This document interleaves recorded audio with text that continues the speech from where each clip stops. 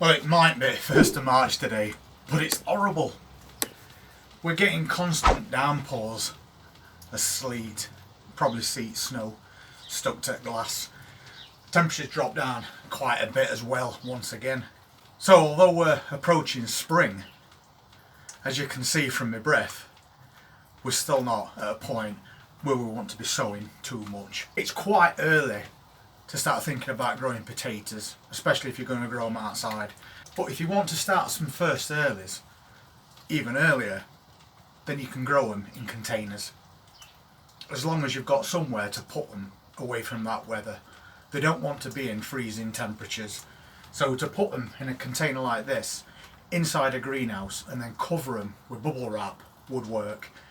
I do it every year, and I'll start off at a couple of very early ones, because they only take 12 to 14 weeks to reach maturity, because you're only growing very small potatoes, about the size of eggs, which is your new potatoes or your salad potatoes. So I don't mind starting off a couple of containers at this time of year just to get something on its way, but we will need to offer it that little bit of extra protection. Something like this, if you're short of space, a 10-litre container. You can grow a few potatoes in something like that. You don't have to have these massive 30-litre containers, not when it comes to your first earlies. You're only going to get a few out of it. They don't store very well. So it's kind of grow them and then eat them as you harvest. But for something just of that size, if you're a container gardener, that'll work. One thing that's definitely worth remembering is that when you're planting your first and second early potatoes, you only want one potato per 10 litres. If you're using a 20-litre container, you can put 2 potatoes in that, and so on. But if you're only growing in a 10-litre, just put 1 potato in there, that's plenty. There's enough room for some roots and a few potatoes to grow. You definitely don't want to do any more than that. So that's what I'm doing today. I'm going to start off a couple of these 10-litre containers with his first earlies. And the ones that I've got are called Rocket. And there was a lady who mentioned on channel concerning chitting and said when is a good time to plant them, at what stage is okay. I'll show you a couple of examples of these potatoes. This one is what we've had in these trays indoors in light so they don't turn white. We need purple or green tops on these chits. If you look at that one, you can see that it's not a bad sized chip. It's a couple of centimetres and it's a nice dark colour. That's how you want them. Once they reach that stage, they're good for planting. And that'll be the one for that container. For whatever reason, this potato fell over in this tray, me moving things around, and these chits are white because they've not had any light. If you look on tops, they are starting to go green and a purpley colour. So because these are very small chits, these will now start to colour up. So you don't need to knock those off, just let them carry on growing. And then they'll get some colour on them and they're good to go. What you don't want is potatoes with really long white chits on them. If that happens to you because you've kept them in a bag under stairs or in a cupboard, then you want to knock those chits off now, and then it'll regrow some new ones. And what I like to do with these containers is part fill them with some compost that's a bit rough. The stuff that we sieve out and put to one side because we're trying not to throw anything away. And then we use that for the bottoms of these containers because all we're going to get growing there is all the roots.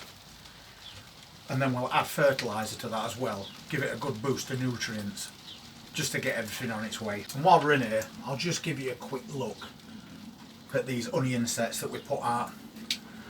We just put them in trays like that and we let them start to grow. And if you look there, you can see we've got a green shoot coming. So these onions are now on the way. And as cold as it is, once again that lettuce is trying to put a little bit of growth on.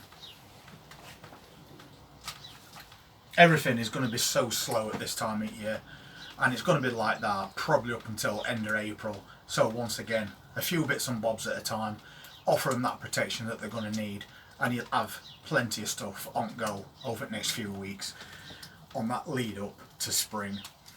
And just before we get these potatoes planted in these containers, I just want to say a massive thank you to Jason Lee for making a donation to the channel. That was really generous of you to do that, and it really is appreciated. And that donation will get put straight back into this channel, and it's going to help us out with the bits and bobs that we need over the next few weeks. So thank you so much, Jason, for your generosity. First thing I'm going to do is once again use what's left of this fertiliser. It's only in a container because the box got wet, and again it's been getting wet because of the leaky greenhouse, but that doesn't matter because we're planting. That's bone meal, so a couple or handfuls of that into the bottom of this container. So we want the nutrients near the bottom so those roots can take up that goodness. So we'll put some of that in, and then I'm also going to pop in an handful of fish blood and bone. So that's plenty of nutrition in that little container. And then we'll just give that a little bit of a mix. And that's that job done. Then all we need to do is add a little bit more compost to this container. And when it comes to planting your potatoes, don't plant them right at the bottom of that container. These are first earlies, and it's the same rule for first earlies and second earlies. The potatoes grow at one level in your container. They're not like main crops. We have to constantly keep burying them so you get more and more tubers that come out. They don't work like that. These just grow on one level. So if you put your potato around halfway down a container like that, there's plenty of room for those roots to grow out, and then plenty of room for that shoot to go up, and then put out all your tubers in the widest part of your container. So we're just going to take this and we're just going to pop it in as it is. One potato, put it in your container with that chit sticking upwards. If you've got 2 or 3 chits growing on your potato, maybe knock one of them off. You don't want too many chits, otherwise you're going to have lots and lots of shoots going up, and then you'll end up with more foliage than potatoes. So I stick to 1 or 2 really good looking chits, and then I'll pop it in the centre of that container, and I'll just push it into compost a little bit, and that way it'll stay upright. We don't want it falling over now we've got that chit on its way. And then it's just a case of cover it with fresh compost. And I like to use sieved compost for this, because then potatoes have then got plenty of movement in that compost to grow. You don't want to compress it down at all. So it's just a case of filling this to the top now. And don't shake it about because you might move that potato. So just fill it right to the top. You've got your nutrients in there, you've got your 1 potato in there, and now you set up. And just leave it at that. Give it a quick water to get that plant on its way, but don't keep watering it every day, because if you do you might run risk of rotting that potato before it gets started. So just a quick watering, pop it to one side, and in a couple of weeks time you're going to see that shoot coming out at the top. And as soon as you see that shoot, you know you've got roots growing, and your potatoes are going to start quite shortly after.